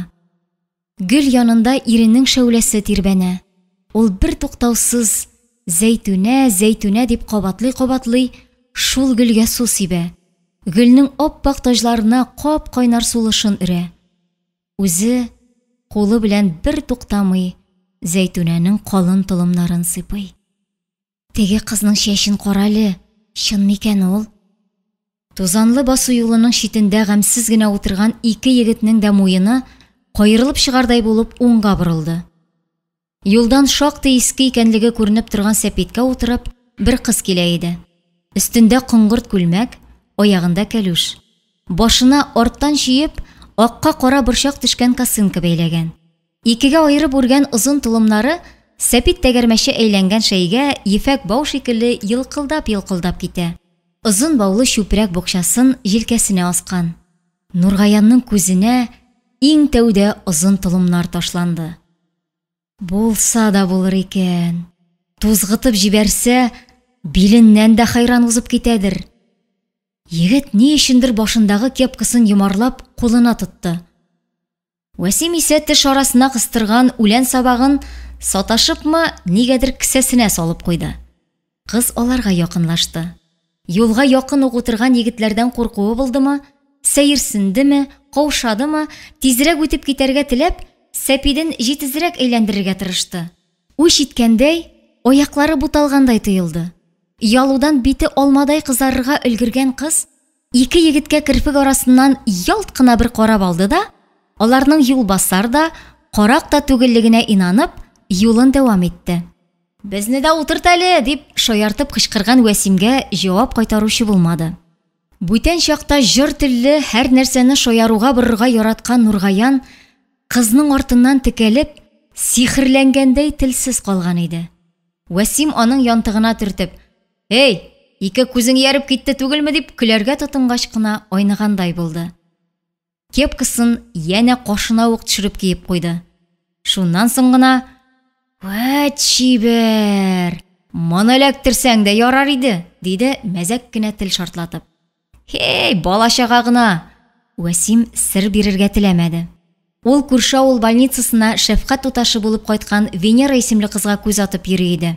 «Наратлыга мәктәпкә баруыдыр инде». «Наратлыга баргач, балачага түгел инде агайны», дип каршы төште Нургаян. «9-да я 10-да укса, самай җиләк чагы». «Каян килгән дигең?» «Каян килсен, безнең авылныкыдыр, югары очтан төшеп килә бит». Юл эшләрне каян белеп бетермәк кирәк? Без айрым, алар үзләре айрым авыл шикелле», диде Нургаян башын янә кыз китеп барган якка борып. Чыннан да Нургаяннарның авылы кызык кына урнашкан. Аны икегә бүлеп, уртадан тар гына инеш ага. Таулырак якка урнашкан өлешен югары оч дип йөртәләр. Иңкүлеккә урнашканын түбән оч диләр. Сөйләшкәндә дә кызык итеп, югары очка чыгып кайтам, менеп төшәм дип сөйләшәләр. Кибет югары очта. Шуңа күрә авыл халкы кибеткә менә, ә клубка төшә, анысы түбән очта. Һәр ике якның үзенең зираты бар. Хак микән, Нургаяннарның урамын элек айрым авыл булган дип тә сөйлиләр. Вәсим белән Нургаянның тракторга запчасть алырга дип 30 чакрым ераклыктагы совхозга барулары иде. Бару дип, шушында күрешәбез дип сөйләшсәләр дә, ат җигеп килеп җитәргә тиешле шоферлары һаман күренмәгәч, егетләр юл читенә чүмәштеләр дә, гамсез генә көтүләрен белделәр. Ике дус армиядан кайтуга, икесе дә тракторга утырдылар. Тик бергә озаклап җир җимертеп йөри алмаслар ахры. Шушы араларда колхоз рәисенә яңа машина кайтып, аның рулен Вәсимгә тоттырырга җыеналар дигән сүз йөри. Утсыз төтен булмый. Рәис чыбык очы булса да, Вәсимнәргә туган тиешле кеше. Бу хакта егетнең үзеннән сорагач, «Тумаган тайның билен сындырмый әле, күз күрер», дип кенә җаваплады ул, артык җәелеп төшмичә. Көтә-көтә тәмам көтек булдык дигәндә генә, ниһаять, юлда колхозның җирән алашасы күренде. Ат арбасыннан аякларын салындырып барган Нургаянның күңеле камыл арасында утырып калган иде. Егеткә кинәт кенә әллә нәрсә булды. Баягы кызның мизгел эчендә генә шалынып калган йөзе, озын толымнары күз алдыннан китми йөдәтте. Югыйсә, рәтләп күргән шикелле дә булмады үзе. Алай дисәң, сабыйлыгы да китеп бетмәгән чип-чиста йөздә күк чәчәк тажына тартым бераз озынчара күгелҗем күзләрне, аларның гаҗәеп яктылыгын аермачык күрде.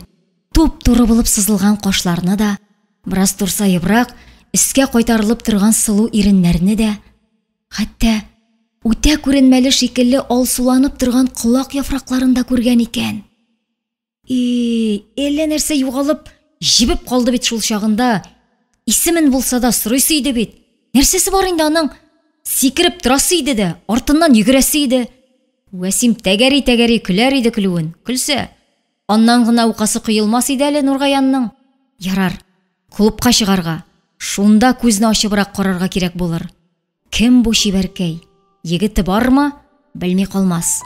Тик ярты төн җиткәндә эштән кайтып юынып, киенеп, ничә кичрәттән клуб сукмагын таптамасын, шаугыр килеп күңел ачкан яшь җилкенчәк арасында күгелҗем күз бер генә тапкырда күренмәде.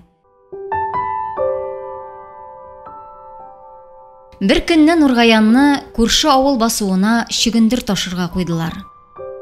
Кичтән яңгыр явып киткән, аяк асты пычрак көн иде.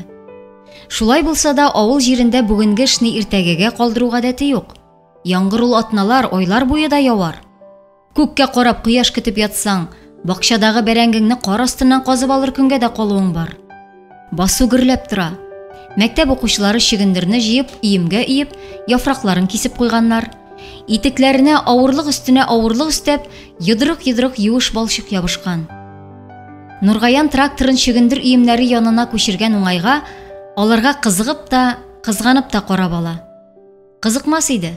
Авыр эш дип тормыйлар, күмәк булуларыннан файдаланып, рәхәтләнеп гөрләшәләр, шаяралар. Егетләр әнә юк сәбәпне бар итеп кызлар тирәсендә кайнаша.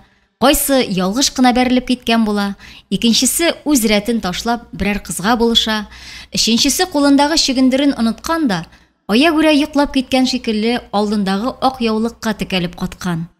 Авыл балаларын кызганмаслык та түгел. Уку елы башлануга китап-дәфтәр урынына колхоз басуы көтә шул үзләрен.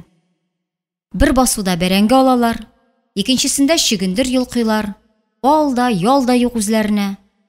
Нургаяннар укыганда да шулай булды.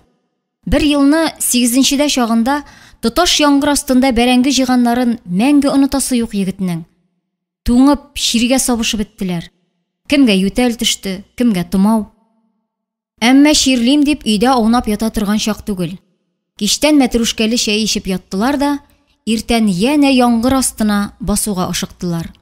Ул бәрәңгене арбалап, мең бәлә белән колхоз базына илтеп бушаттылар. Язын әлеге базны ачуда мәктәп балалары җилкәсенә төште.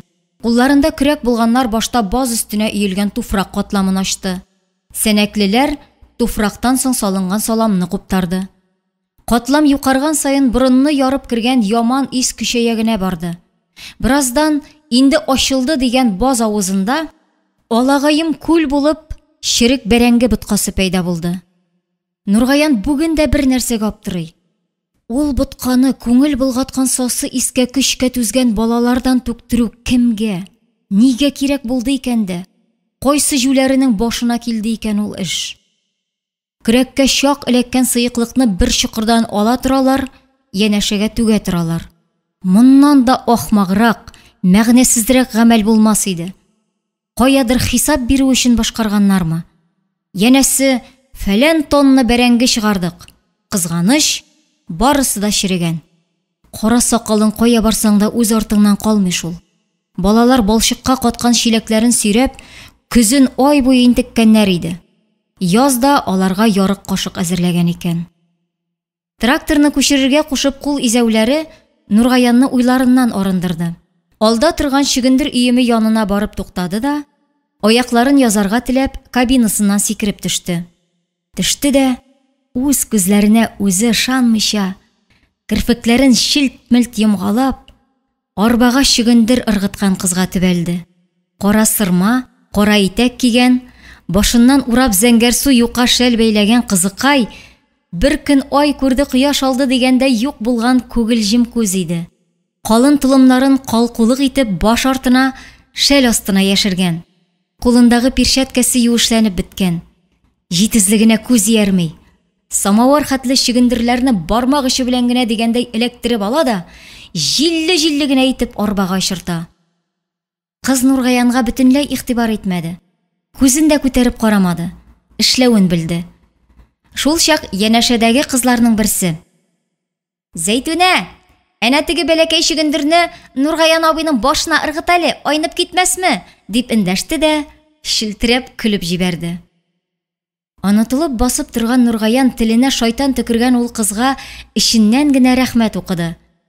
Бик ансат кына озын толымның исемен дә белеп өлгерде бит. Егет ике уйлап тормады. Яктырып елмайды да: "Юк, чигендер тимәгән килештә баш эшләми әле монда", дип Зәйтүнәгә борылды. "Зәйтүнә, чигендереңне ыргытып бетеримме?" Кыз башын күтәрде. Күзләрен тутырып Нургаянга бер карады да, шунда ук оялып, кирпекләрен түбән төшерде. "Ыргытсың" дигән сүзе дә ишетелер-ишетелмәс кенә яңгырады. Егеткә шул сүз, шул караш җитә калды. Өстендәге сырмасын салып, җәһәт кенә кабинага ташлады да, дуамалланып эшкә ябышты. Зәйтүнә кишәрлегендәге башта бер, аннан икенче өем, әллә нинди тылсымлы кулга эләккәндәй, трактор арбасына күчеп өлгерде. "Әлей, аны кыңына ташыйсыңмы, Нургаян абый? Без", диде бу юлы үпкәле тавыш белән баягы кыз. Аңа башкалар да кушылды. "Бигайбә кызлар", дип күзен кысып елмайды Нургаян, тулы арбаны бушатып кайтырга кузгалып. "Үзегез бит башыма чигендер ыргытырга куштыгыз да, мин шуннан куркып кына. Хәзер әйләнеп киләм. Сезнеке дә басуда утырып калмас." Кузгалып китүгә, Нургаян кабинага гына түгел, бөтен җиһанга яңгырарлык итеп, күңеленә беренче килгән җырны сузды.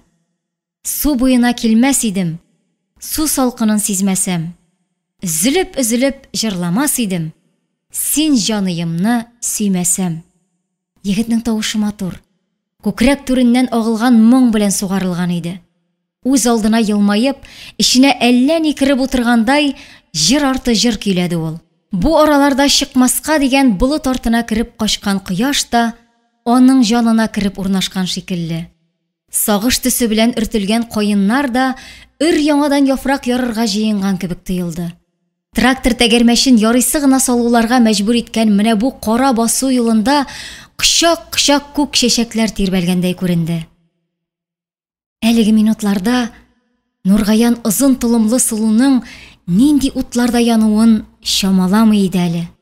Кыз да аны тәүге тапкыр күргәндә, юл читендә чүмәшеп утырган мәлендә үк күз уңына алган. Сихри җылылык бөркелгән ачык йөзле бу чибәр егетнең йөз сызыкларын күңелендә әллә ничә кат рәсем итеп ясаган иде. Ул яраткан Hind киноларындагы артистларга охшаган. Маңгаена төшеп торган кара чәч учмасына тиклем шуларныкы кебек. Кыңгырт күзләренең туп-туры итеп өздереп каравы. Бүген чигендер ташырга килгән тракторчының ул икәнен күреп алуга, кыз уттан суга, судан утка төшеп ах иткән иде. Басудагы әллә кемнәр арасыннан тап аңа гына ярдәмгә ашыккан егет, 17-се тулмаган кызның хыялы, өмете бер күрүдә бирелгән саф мәхәббәте иде. Икенче көнне идарәдә иртәнге нәрәт вакытында Нургаянны үз авылларындагы басуга, бәрәңге ташырга билгеләделәр. Үртәлде егет. Кәефе кырылды. Чигендергә куегыз, әле эш бетмәде бит дип тә карады. Нигәдер аның теләген исәпкә алучы булмады. Бүген дә Зәйтүнәне күрермен дип өметләнгән егет канатлары бәйләнгән очар кошка, тышаулап куелган чабышкыга тиң иде. Кичә сазга баткан басуда да килтерәп кенә йөргән тракторы бүген ярыйсы гына кипшенгән җирдә дә карышып маташты. Уя ул да хуҗасына теләктәшлек күрсәтә. Бармыйм булгач бармыйм дип үҗәтләнә. Нишлисең? Нәрәт бирелгән. Син колхозчы, син кол, эштән башканы дәгъваларга синең хакың юк. Бүген бөтен җырларның сүзе дә, көйе дә онытылган. Егетнең юлдашы моңарчы бер генә тапкырда татымаган сагышлы бер сагыну иде. Тау өстеннән җәелеп киткән басуның бер башы югары оч зиратына, икенче башы рәт-рәт итеп утыртылган каеннарга тоташа. Басу инде буразна итеп казылган. Бәрәңге кайсы тавык йомыркасы, кайсы бала башы хәтлегенә булып таралып ята. Монда да бүген мәктәп балаларын менгергәннәр. Әле җыелып бетмәгәннәрме, капчык көтәләрме, эшкә тотынмаганнар. Каеннар тирәсендә чиләкләренә тезелеп утырганнар да чыркылдашалар. Нургаян тракторы белән килеп туктауга, кабинасыннан туп-туры арбасына сикерде. Амбардан кычак-кычак итеп алып килгән капчыкларны җиргә ташлады.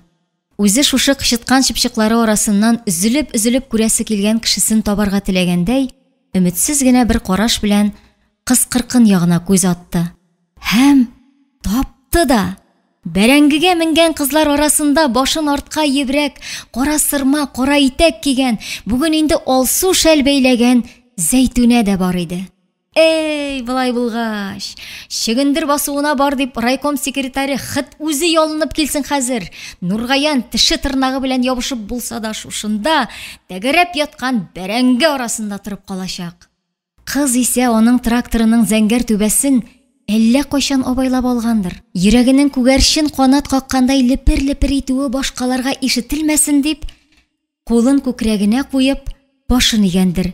Бит очларындагы кайнарлык ялкын булып кабына күрмәсен дип, шәлен йөзенә табарак тарткандыр. Нургаянга җыр сүзләре әйләнеп кайтты. Теленнән төшеп кенә тамар иде дә, басуны яңгыратыр иде. Су читенә иелдем, төнбуекка үрелдем. Бер елмайып кара миңа, Зәйтүнәкәй акчарлагым, күтәрелсен күңелем. Юк шул, анысына батырлык җитми. Кара инде, әллә берәр тылсым көче бармысын бу кызда? Башны гел аның ягына бурасы. Күзне алмый карап кына торасы килә үзенә. Агыйдел камышы шикелле зифасыны, сырма кигән килештә йөзек аша үтәрдәй нечкә биле, оялчан карашы, яп-якты нур бөркелгән түгәрәк йөзе үзенә тарта гына битәй. Югыйсә, як-ягыңа боргалансаң, төпшенеп карасаң, башка кызлар арасында аннан да чибәррәкләре. Шымырт кебек кара яки кыңгырау гөлдәй зәңгәр күзлеләре, мине үп дип чакырып торган күперенке иренлеләре, тылымнарының билгә түгел, үкчәгә җиткәннәре бардыр. Юк инде. Күңел күзе дә, маңгай күзе дә шушы кызыкайдан башканы күрми түгелме? Күрми дә, күрергә теләми дә. Нәрсә булды соң әле бу? Кем әйтмешли, февраль микән, март микән, гыйшык микән, дәрт микән? Бу мәхәббәт иде. Моңарчы үзенә буйсындырмаган, йөрәкне шимер-шимер китермәгән тәүге, чиста, саф, эчкерсез мәхәббәт мөгъҗизасы иде. Кызлар, егетләр җиргә ташланган капчыкларны күбрәк эләктерергә теләп, кош көтүедәй шул якка ябырылдылар. Үзләре көләләр, әйткәләшеп тә өлгерәләр, капчык бүлешәләр. Нургаяннар чорында да нәкъ шулай иде. Чөнки укучылар икешәрләп басып, туп-туры берничә рәт ала да, тизрәк шуның карап-карап күзне күгәртердәй икенче башына чыгып җитәргә ашыга. Хәлдән таеп булса да чыгып җиттеңме? Чиләк өстенә утырып яки җиргә чүмәшеп, рәхәтләнеп ял итеп аласың. Иртәрәк чыктыңмы? Димәк, иң соңгы кеше сирәлә эшен бетергәнче, иң күп ял тәтегәндә син булырсың. Дөрес, намус дигәнең бимазаласа, чиләгеңне күтәреп, күршегә ярдәмгә ашыгасың. Әнә бит бахырлар. Җан фәрман эшләгән кыяфәт чыгарсалар да артта сирәләләр. Яртылаш балчыкка каткан бәрәңгене башта иемнәргә ияргә, аннан чиләк белән капчыкка тутырырга, тук капчыкның авызын бәйләп, бастырып куярга кирәк. Ул капчыкларны егетләр арбага чиеп аталар. Өстә торганнар рәтләп тезеп баралар. Эшлим дигән кешегә эш җитәрлек. Нургаян кабинада утырган килеш, әледән-әле Зәйтүнәнең ал шәле балкыган рәткә күз ташлый. Ике кыз артык каударламый гына эшләгәндәй күренсәләр дә, иң алдан баралар. Чиләкләре уйнап кына тора. Шу, капчыклары бетеп китте түгелме соң? Их, белгән булса, Нургаян трактор кабинасына кычак-кычак салып куйган булыр иде дә, менә хәзер шуларны күтәреп, кызның алдына ялт кына барып басар иде. Бүген бит сәлам бирешергә дә, сүз алышырга да җай булмады. Ярар, арбаны бушатып урап килгәндә акыллырак булыр. Буш арбасының тәгәрмәчләре җиргә әллә тиде, әллә юк, басуга менеп җитүгә, Нургаян арба өстеннән янә бер ием капчыкны алып ташлады. Бер-берсенә бәрәңгә атышып шаярып утырган кызлар, егетләр янә шул тарафка ябырылдылар. Зәйтүнә арба янына килеп баскач, егет аның каршына сикереп төште дә: "Зәйтүнә, капчык биримме?" диде. Исәнме саумылап тормыйча турыдан ярып. Кызның кирпек арасыннан рәхмәтле дә, сөенечле дә бер нур түгелде. Бу юлы да тавышы ипләп кенә чыкты. "Бирсәң?" Кабинага тослап төреп куелган капчыклар кызның култык астына күчте. "Ай абый, кеше араламасаң. Кара, Зәйтүнәгә особый нап килгән түгелме? Әллә күзең төштеме, Нургаян абый?"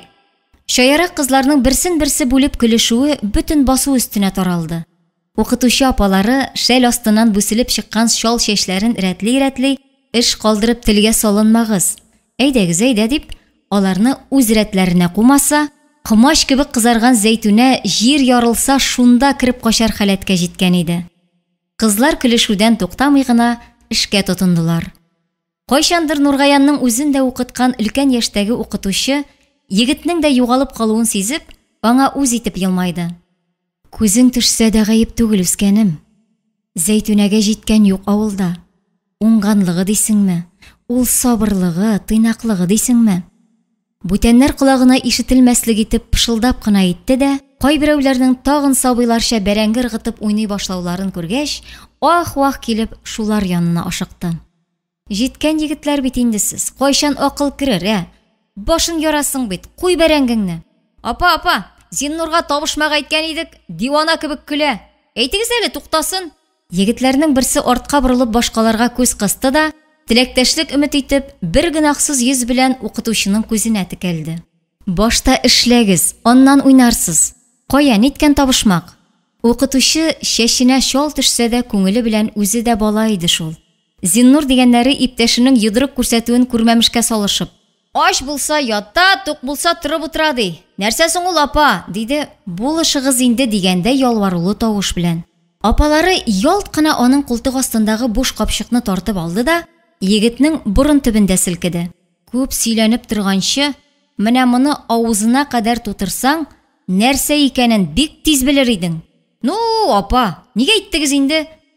Ике йөрәкне бер иткән мәхәббәт яралсын өчен, шилтерәп аккан чишмә буйлары, кыя тау итәкләрен юган диңгез дулкыннары, тургайлы тугайлар, шау чәчәккә күмелгән болыннар, шадраланып торган күл исләре, шәһәрнең ясалма бакчалары, тукталышлары, питачоклары булу һич мәҗбүри түгел.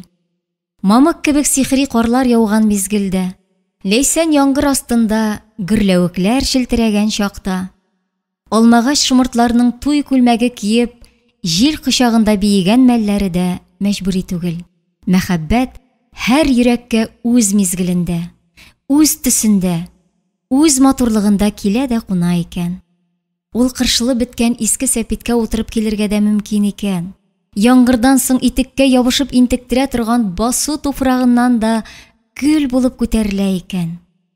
Искерә төшкән кара сырма, зәңгәр түбәле трактор төсендә дә була ала икән. Бу гаҗәеп бер хис икән. Башыңны әйләндерә, йөрәгеңне иләсләнеп тибәргә мәҗбүр итә.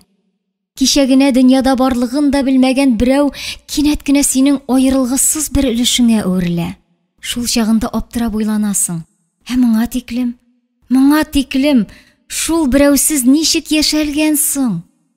Дөрес, әле Нургаян да, Зәйтүнә дә күңелләрендә купкан бу сәер давылга мәхәббәт дип исем кушарга өлгермәделәр. Аларның йөрәкләре хуҗаларына буйсыныпмы, буйсынмыйчамы, бер-берсенә тыелгысыз булып тартыла. Бары шул гына иде. Ярый әле тау түбәсендәге басуга бәрәңгене гектарлап утыртканнар. Ярый әле ул бәрәңгене җыярга, ияргә, төяргә 9-10 сыйныф балаларын чыгарганнар. Ярый әле амбардан капчыкларны күзгә кырып кына салгандай саранланып кына тоттыралар. Юкса Нургаянга үткәндә дә сүткәндә дә Зәйтүнәгә капчык бирергә туры килмәс иде. Кыз да аңа озын керфекләрен күбәләк канаты кебек лепердәтеп, рәхмәтле төбәлмәс иде. Егет шул караштан исереп, кабинасында бер туктамый җыр киләмәс иде. Мин сине капчык белән кулга ияләштердем дип шаярта иде Нургаян соңыннан, туйлар ясап кавышкач. Эй, аңынчысың, 4 ел йөрделәр, 4 ел. Әлеге дә баягы бәрәңге басуында эшләгәндә, яңгыр ява башлагач, балаларга кайтып китәргә кушылды. Берәүләр яшьлекләре белән көзге яңгырга да кинәнә, чиләкләрен башка киеп, уйный көлә җәяү кайтып китте. Берничәсе арбадагы капчыклар янына сыенды. Зәйтүнә белән аның иптәш кызын кабинага утыртты Нургаян.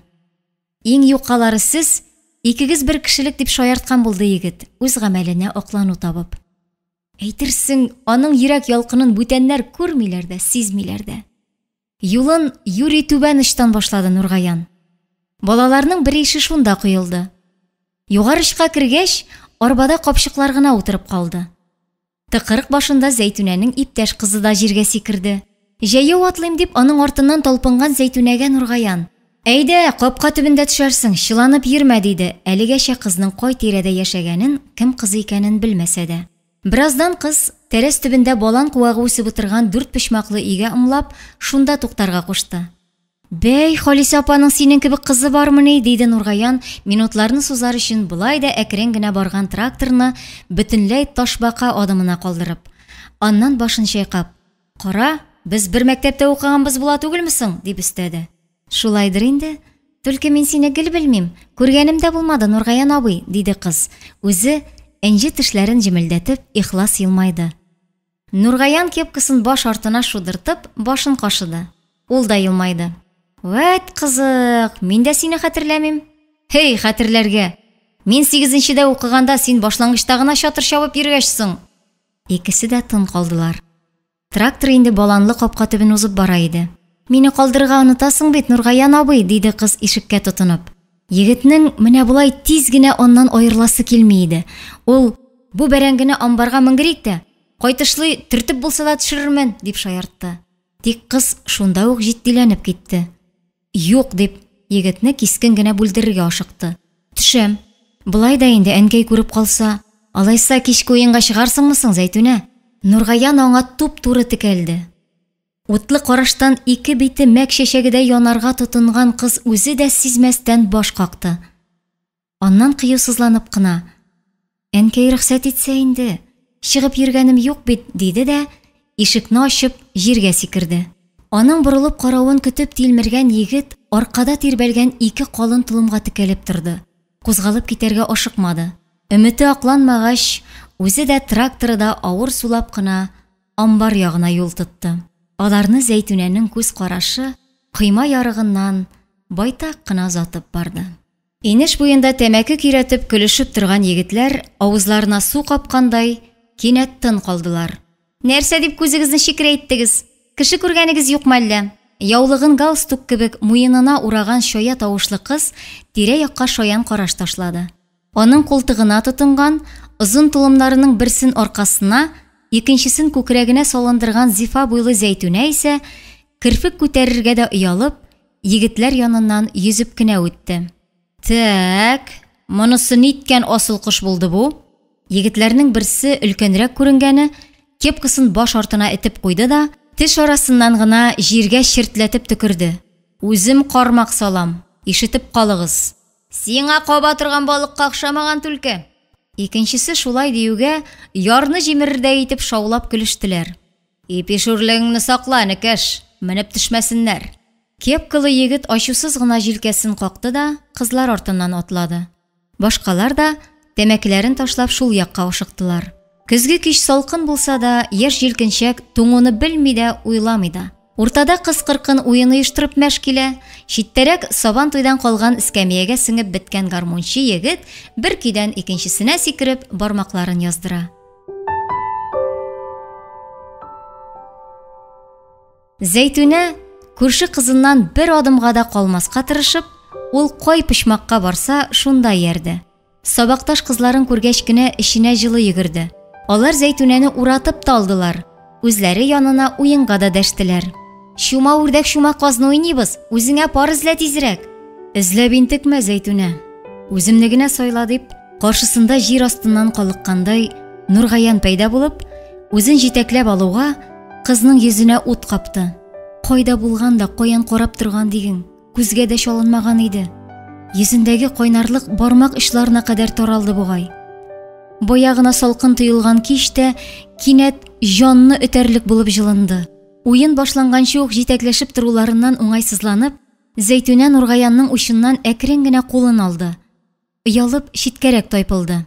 Нургаян абый, бүген дә җырламыйм дисәң, Зәйтүнә белән бастырмыйбыз сине. Кызларның берсе шаярып бармак янады. Сүз бирсәң генә уйнатабыз. Зәйтүнә нәрсә ди бит? Нургаян беркемнән дә читенсенмичә, кызның күзләренә туп-туры текәлде. Ул җырла дисә, рәхәтләнеп җырлыйм. Гомерендә беренче тапкыр кичке уенга чыгып, игътибар үзәгендә калган Зәйтүнә нишләргә дә белмәде. Аптырап, кара итәген учы белән сыпыра-сыпыра. Нургаян абый, нишләп миннән сорыйсың дип кенә дәш алды. Әйт, Зәйтүнә, бер үк җырла диген. Әйт инде тизрәк. Кызлар бер-берсен бүлдерә-бүлдерә аның янында гөрләштеләр. Алайса шулай ялындырырга ярата ул Нургаян абый. Бәй, җырласынсың. Шума үрдәк тә уйналды. Кара каршы басып, шилтәрелдем шитәнгә дип тә уйнадылар. Капкалы да калмады.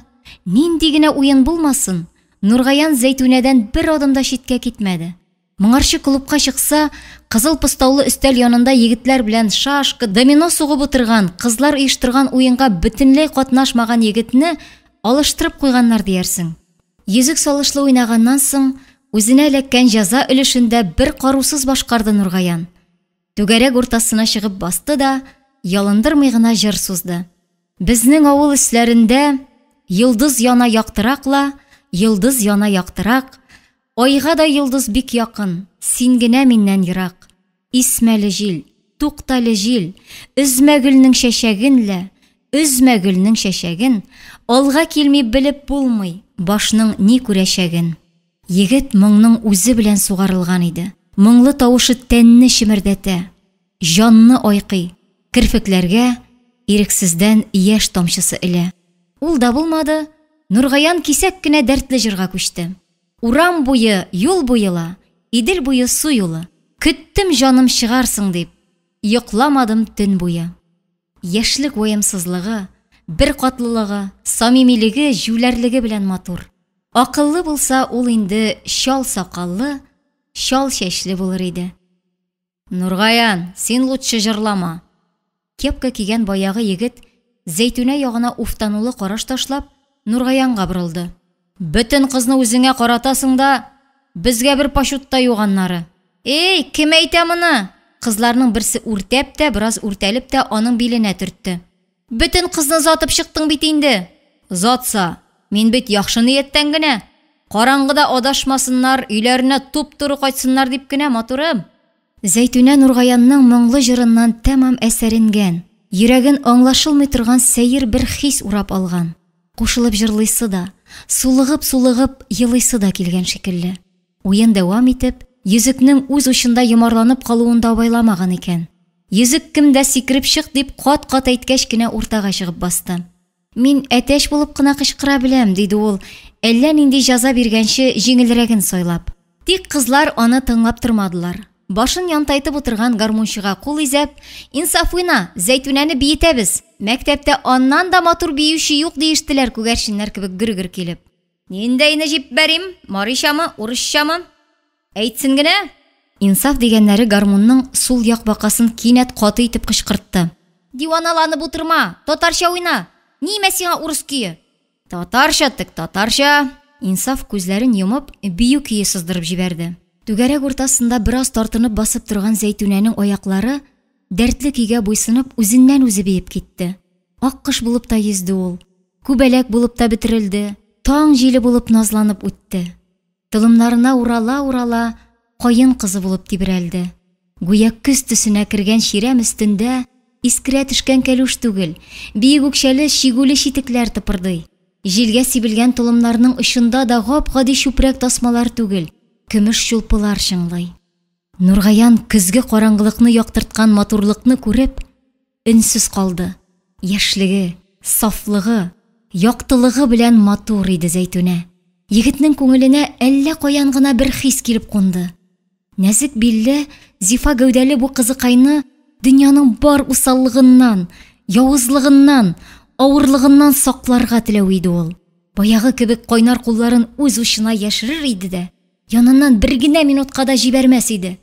Икесе бер бөтен булып, гел янәшә атларлар иде.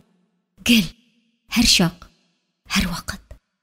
Нургаянның нишләптер кисәк кенә күңеле тулды. Зәйтүнәне озата кайтканда, ул бер ара эндәшми генә атлады.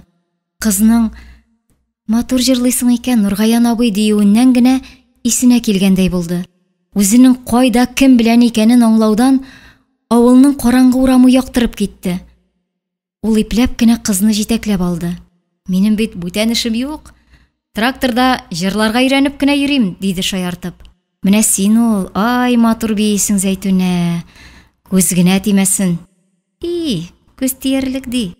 Зәйтүнә күзгә күренмәгән нурда кыена-кыена үз алдына елмайды. Кәлүшләремә тисә генә. Вәт шын биючеләр әйтсин. Быел Сабантуйга башкортлар килгән иде бит концерт белән. Андагы кызларны син дә күргәнсеңдер инде. Биек үкчәле аппак читек кигәннәр, әнекәем. Ул читекләрнең матурлыгы, үзләре тыпырдый билләһи. Шундый читекләрем булса. Ак читек? Нургаян шул биючеләрне күрергә теләгәндәй күзен күккә күтәрде. Йылдызлар куенында тибрәлгән ай аңа күз кысып читкәрәк шуышты. Синеке дә булыр Зәйтүнә. Үзем алып бирермен, яме? Кызык кеше икәнсин, Нургаян абый. Зәйтүнә атлаган уңайга авызын учы белән каплап, рәхәт итеп көлеп куйды. Андый читекне кем сатсын? Сатса да бик кыйбаттыр инде ул. Хыялланырга ярый инде. Юк инде, алып бирәм дигәч бирермен. Әйткән сүз аткан ук. Сүзендә тормаган кешене җенем сими. Менә туйлар ясап миңа кияүгә чыккач, көннәрдән бер көнне шул ак читекне алып кайтырмын да, тып итеп каршыңа куярмын әле. Бисең килсә бирсең, аны киеп, кырт-кырт басып, чишмәгә йөрсәң дә бер сүзем юк. Зәйтүнә аның сүзләрен ишетеп, инде тыела алмый көләргә тотынды. Кияүгә, китшәле Нургаян абый, мин бит әле мәктәпне дә бетермәгән. Син бит мине рәтләп белмисең дә. Әйтәм бит, кызык кеше икәнсин. Нургаян аңа кушылып көлмәде. Киресенчә, мәктәпне дә бетерерсең. Мин бит сине иртәгә үк кияүгә алам димим. Көтәрмен, диде тагын да җитдирәк итеп. Алар тыкрык буеннан борылуга сүзләре бүленде. Кемнеңдер ишек алдында этергәне ишетелде. Аңа тагын берничәсе кушылды. Кайдадыр саташып әтәч тә кычкырды. Капка төпләрендә парлашып утырган яшьләр күзгә чалынды. Зәйтүнә кулын Нургаянның учыннан алырга теләде. Тик егет аны ычкындырмады. Нургаян абый, мин ялам, дип пышылдады Зәйтүнә. Берәрсе күреп, әнкәйгә җиткерсә. Алай курыксаң, бүтәннәр җиткергәнче Халис апага үзем барып әйтермен. Халис апа диярмен. Кызыңны җитәкләп кайттым, кулларымда күтәреп кайтсам да ярыймы диярмен. Китшәле Нургаян абый. Зәйтүнә нидер уйлап башын иеп атлады. Билде инде ул. Нәрсәне? Кич чыгам дигәч, кем белән кая барасың дип ныгытып төпшенде дә әйттем инде. Нургаян абый чакырды дидем. Шуннан ни кыю Нургаянның да ишенә ут йөгерде. Нәрсә диде? Саймә малаемыни диде. Армиядан кайткан улы җегет бит ул дип каршы килгән иде башта. Турды да, берүгә әйбәт кенә йөрегез дип чыгарып җибәрде. Бүтән кеше дисәм мәңге чыгармас иде. Син дигәч, нишләптер бик тыныч күренде әнкәй. Зәйтүнә бер катлы гына шулай диде дә, кыңгырау кебек шыңлап көлеп җибәрде. Нургаян җиңел сулап куйды. Тик бу юлы да җитдилеген җуймады.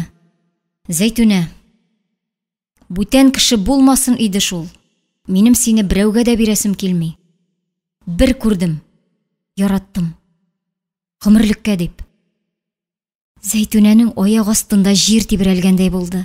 Тез асларына тиклем калтырау йөгерде. Чәч төпләре тирләп чыкты. Тавышы качты. Мизгел эчендә бер янды, бер туңды. Абау, син бигрәк батырланасың, Нургаян абый. Бәй, кыюсыз төлке ашка үләр ди. Нургаян үз калыбына кирип шаяруга күчте. Яратам дип әйтергә сузып йөрим. Аңа айлар, еллар кирәкмидер инде. Үз сүземне әйттем. Син дә бер көн шулай диярсең әле. Менә күр дә тор. Мин көтәрмен. Күпме кирәк? Шул кадәр көтәрмен. Түлке 25-не тутырсаң өйләнмим. Карт кызга өйләнергә син мине. Зәйтүнәне баягы кебек көлү иянәге биләп алды. Күпме генә тырышмасын, тыйыла алмады. Кирпек төпләренә яшь тибеп чыкканчы көлде дә көлде. Миңа 17 дә тулмаган бит әле, Нургаян абый. Нинди 25? Карт кыз ди, абау. 10-ны бетерсәм, Алабугага училищега, китапханәчелеккә укырга барыр идем. Укытучылар да шулай ди. Онда да 25 булмый әле, Нургаян абый. Мин көтәрмен, Зәйтүнә, көтәрмен. Син ни? Абый димә инде. Нургаян гына диген, яме? Ярар, Нургаян абый. Очрашып йөрүләренә 4 ел булгач, Зәйтүнә Нургаяннар йортына килен булып төште.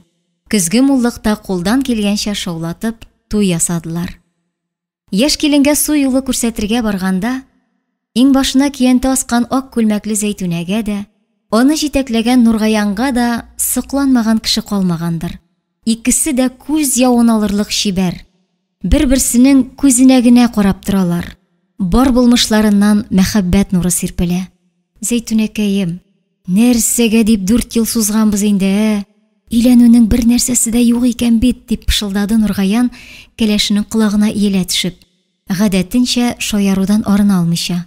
Китшәле, Нургаян, кеше ишетмәсен. Булай да бөтенесе безгә генә карый, диде Зәйтүнә иренең беләгенә сыенып. Яратасың инде син китшәле дигән сүзне. Ну, хәзер чыбыркы белә кусаң да китү юк, Зәйтүнәкәем. Син минеке, мин синеке. Законный төстә. Сиңа шаяртырга гына булсын. Сөйләвен чын сөйлим. Тик менә вәгъдәмне үти алмадым, Зәйтүнәкәем. Шунысы күңелне кыра. Зәйтүнә сүзнең нәрсә турында икәнен аңламыйча, сәерсенеп китте. Аптырап иренә карады. Нинди вәгъдә дисең? Туй булды, ак читек булмады бит әле. Әллә кайлардан белешеп карадым. Дөньясында бер пар читек сатучы табылмасын инде. Су юлына шулар белән кетердәтеп кенә алып барырсың дип хыялланган идем дә. Әллә кайчанғы сөйләшүне көчкә исенә төшереп, Зәйтүнә елмая читкәрәк тайпылды. Тагын китшәле дигән сыман кул селтәде. Янымда син булгач читек тә, итек тә кирәкми, Нургаян. Уйнап әйткән сүз белән башыңны катырма. Ирмен дигән ир егет сүзендә торырга тиеш, Зәйтүнә. Алайса, ничү ир исеме күтәреп йөрергә?